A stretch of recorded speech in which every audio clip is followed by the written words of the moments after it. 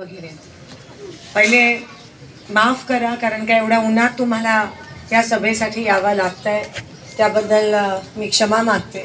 खरं तर तिथून रॅली होती आणि पण गरमीत तुम्हाला त्रास झाला असता. म्हेत्रे साहेबांचं ऑलरेडी हार्ट ऑपरेशन त्या ठिकाणी झालंय आणि पुढे गावं पण आहेत, म्हणून वेळ एकच असतं तर मी पूर्ण गाव चालली असते. मी भारत जोडो यात्रा पूर्ण चालले तर मला प्रॉब्लेम नाही आहे, पण जे वयस्कर लोक आहेत त्यांची काळजी आपल्याला घ्यावी लागते. म्हणून डायरेक्ट आम्ही इथे आलो, कारण का पुढे अजून 10 गावं आहेत आम्हाला. पण एवढी चांगली तुम्ही व्यवस्था केली त्याबद्दल मनापासून आभार. म्हेत्रे साहेबांनी सांगितल्याप्रमाणे 7 तारखेला निवडणूक आहे. म्हैसळगी गाव नेहमी काँग्रेसला मतदान करतं, त्याबद्दल तुमचे मनापासून आभार मानते.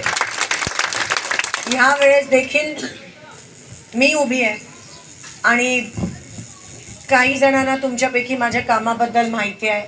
सोलापूर शहरात त्या ठिकाणी 3दा मला निवडून आणलं, पण मी तुमची सेवा करण्याची आतुरतेने वाट पाहत होती आणि आता मला ती संधी तुमची इच्छा असली तर 100% मला ती संधी मिळू शकते, तुमचा आशीर्वाद असला तर. आणि मी लढाई का लढते आहे? सत्तेसाठी नाही किंवा टक्केवारीसाठी पण मी ही लढाई लढत नाही आहे, पण ही लढाई मी ह्याच्यासाठी लढते आहे कारण मागच्या 10 वर्षात ज्यांच्यावर तुम्ही विश्वास ठेवला, ज्या भारतीय जनता पक्षावर तुम्ही विश्वास ठेवला की महागाई कमी होईल, राशन मिळेल, शेतकऱ्यांना पीक विमा मिळेल, पाणी मिळेल, त्यांनी काहीही केलं नाही आहे. त्यांनी फक्त एक गोष्ट केली, तुमचा विश्वासघात त्या ठिकाणी त्यांनी केला.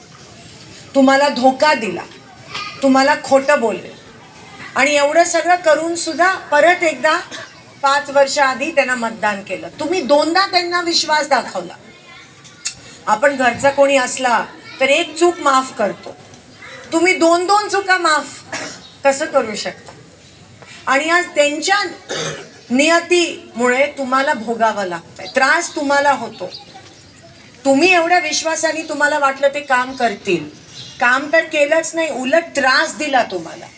कारण का 300 रुपयाचं सिलेंडर 1300 रुपये झालं. असं पण नाही की 300चं 400, 300चं 1300. जे रेशन दुकानात धान्य मिळत होतं ते पण बंद झालं आणि रॉकेल पण बंद झालं. असं नाही की कमी झालं, टोटल बंद झालं. जे शेतकऱ्यांना पीक विमा मिळत होता तो तर बंदच झाला. पाणी, आमचे सरपंच या ठिकाणी आहेत, 28 गावाचा त्यांनी लढा दिला आणि पाणीचा प्रश्न सोडवायचा प्रयत्न केला. अजूनही तो प्रश्न या ठिकाणी सुटला नाहीये. फक्त आश्वासनवर आश्वासन. आणि ते म्हणाले प्रत्येक वेळेस आम्ही हे करू, आम्ही ते करू, फक्त कागदावर असतं, अंमलबजावणी त्याची होत नाही. कालपर्यंत ते देवेंद्र फडणवीस जी तर थापाच मारतात, फसवणीसच आहेत ते. एवढं म्हणजे मी करतो आणि काही केलं नाही. फक्त